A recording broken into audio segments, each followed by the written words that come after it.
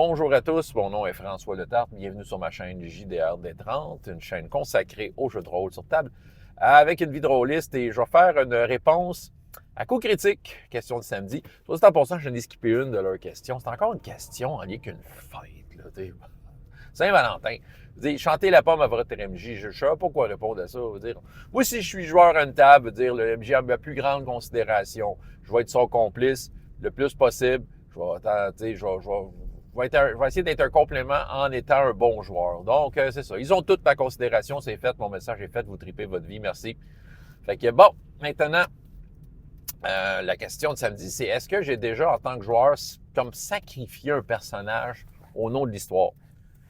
Faire exprès d'avoir un échec avec un personnage pour servir l'histoire. Écoute, j'ai peut-être, là, spontanément de même, j'ai peut-être deux ou trois réponses. Tiens, je vais envoyer trois réponses qui pourraient tomber un peu là-dedans. Sans, indirectement, je pense que ça peut y répondre. Parce que j'ai pas l'impression que dans tous les cas, ça a été si direct que ça.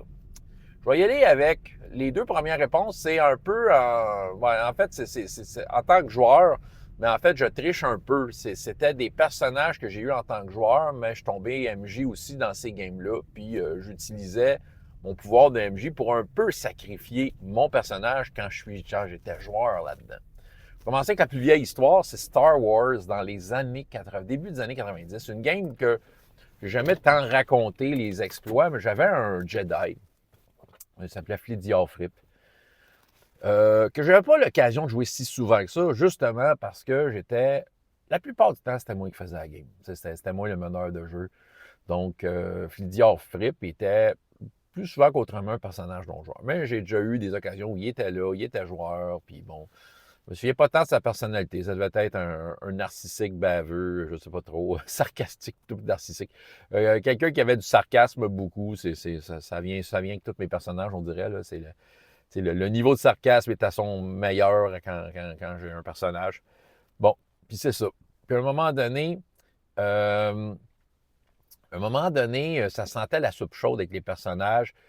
On jouait à l'époque de la Rébellion, où est-ce que normalement, il n'y a plus d'autres Jedi. C'est ça qui arrive. Là, c'est sûr que, bon, la fiction dans Star Wars nous révèle que oui, il y en avait peut-être d'autres. Il y avait des utilisateurs de la Force.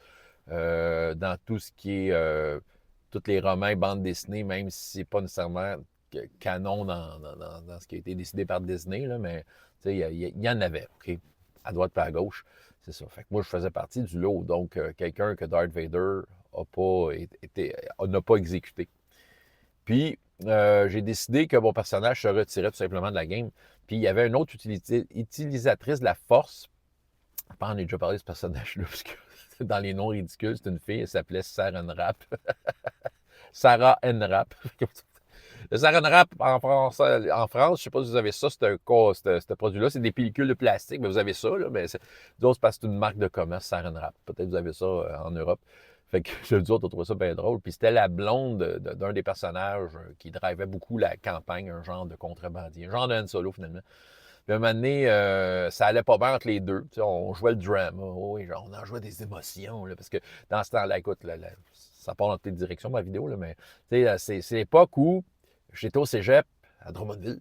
Puis le joueur en question était très intense, il voulait tout le temps jouer. Fait que moi, j'allais sur son lieu de travail la semaine quand j'avais du temps.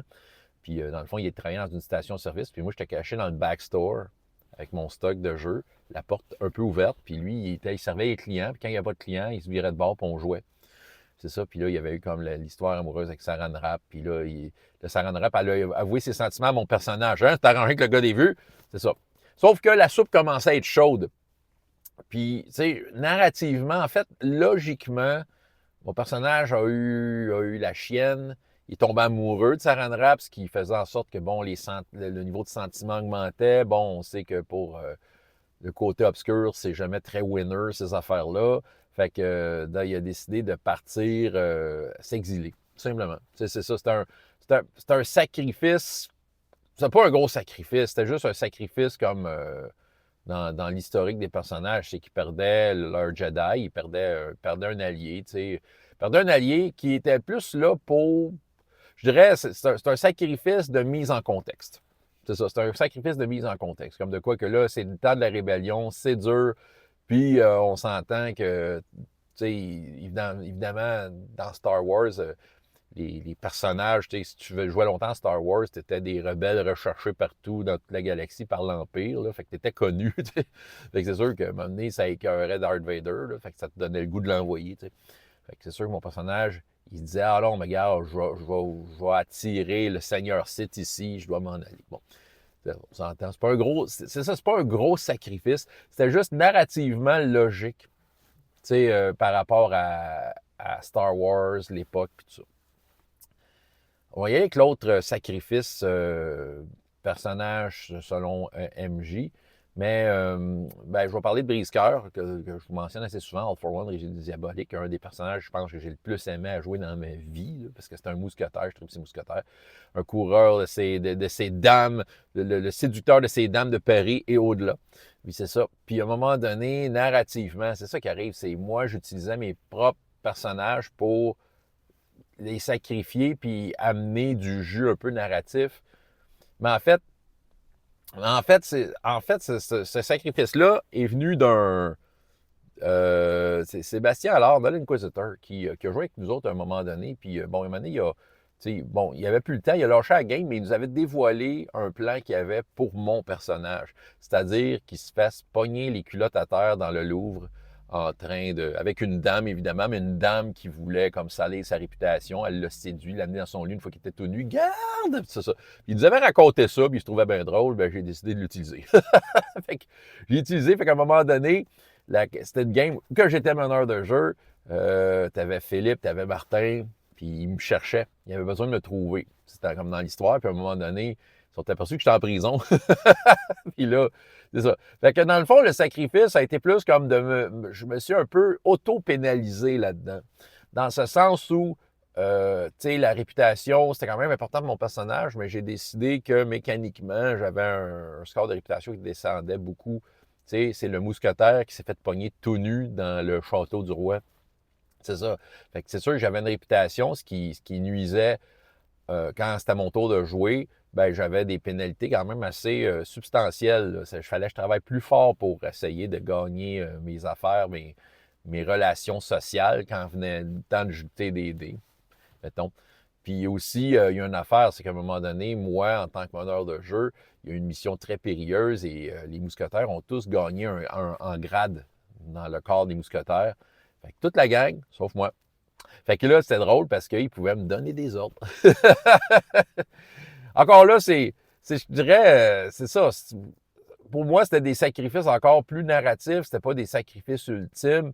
C'était plus comme, tu sais, j'enlevais à mon personnage quelque chose sur lequel je travaillais fort, mais je l'ai fait au nom de la game, au nom de, tu sais, au nom du contexte. Tu sais, ça a permis, en fait, cette histoire-là, l'histoire de Brise-Cœur était en fait pour moi, je me souviens plus de l'aventure en tant que telle, mais je sais que ça a été comme le point de départ de l'aventure dans laquelle c'est arrivé, que ma petite aventure dans le Louvre n'a que dévoilé quelque chose sur quelque chose de plus gros et de plus dangereux, là. Donc, il y avait un certain lien, là, fait qu'en fait, j'avais sacrifié mon personnage, encore une fois, narrativement, pour le contexte, pour servir l'histoire, pour donner un coup de main. Maintenant, le sacrifice qui a été le plus officiel, si on veut, ben, c'est un sacrifice. En fait, c'est un gamble que j'avais fait. Tu sais, je m'étais dit, ça va peut-être marcher. Ben, je ne savais pas à quoi je faisais face. C'était Donjons et Dragons Advance, deuxième édition. C'était début des années 2000, je pense. Puis, le jeu, il nous avait... En tout cas, on a fait des personnages. Je vous ai parlé un peu de ce personnage-là, mais plus de son nom, mais je jouais une prêtresse de l'agriculture. Puis sérieusement, c'est moi qui avais le... C'est moi le meilleur personnage combattant du groupe. Imaginez, Garde de Plouc. Il y avait des magiciens, des affaires de main. Puis moi, je sais pas, j'avais comme... C'est moi qui avais la meilleure stat pour frapper avec un arme. C'est ça. En tout cas, bref.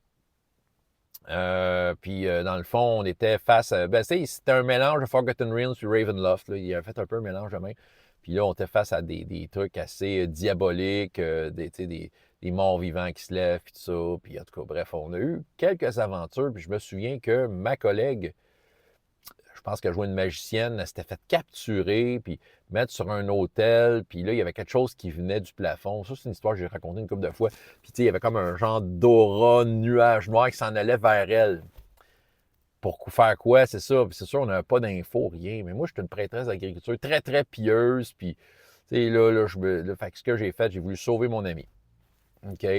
Je me suis couché sur elle, puis je me suis mis à fort, fort prier la déesse de l'agriculture. On s'entend, c'était peut-être pas sa spécialité, la déesse de l'agriculture, des nuages maléfiques. Mais bon, je m'étais dit, écoute, là, tu sais, j'ai tellement montré mon côté religieux, ma fidélité à ma divinité, le sacrifice, me sacrifier pour un ami, puis je m'étais dit, ça va peut-être marcher. Il y a eu un jet de dés d'impliqué. C'est un souvenir qui est lointain, hein. Ça fait au moins 25 ans de ça, là, mais il me semble qu'il y a eu un jet de dés d'impliqué que j'ai raté. En tout cas, une affaire qui est sûre, c'est que j'ai raté. Puis, en fait, ce qui attendait mon ami, ça m'a atteint et mon personnage est mort. C'était un dead save, là. Il est mort. Fait que mon âme a été aspirée par cette affaire-là. L'honneur de jeu, je pense qu'il s'attendait peut-être pas à ça. Puis, je pense que ça l'a intéressé. Par après, il m'a comme convoqué un peu à faire une game en solo. Euh, on a fait une séance de mon personnage dans une genre de dimension parallèle, mais c'était plus ou moins clair. Puis de toute façon, le meneur de jeu a comme un peu abandonné après cette game-là. C'est comme ça ne tentait plus, là. C'est l'histoire classique de meneurs de jeu qui pensent faire des campagnes de 6 ans, mais après 4-5 games, ils sont plus capables. Fait que c'est ça. Mais reste que, moi, je m'en souviens. Je me souviens de la noblesse de mon geste, même si j'étais quelqu'un qui croyait à quelque chose qui avait complètement pas rapport. Veut dire, on s'entend, là. Veut dire, je sauvais pas un champ de maïs, là. Je sauvais mon ami, là. OK, François Letard, JDR Détrarte, et jusqu'à la prochaine fois. Ayez autant de plaisir dans la vie que dans les jeux. Au revoir.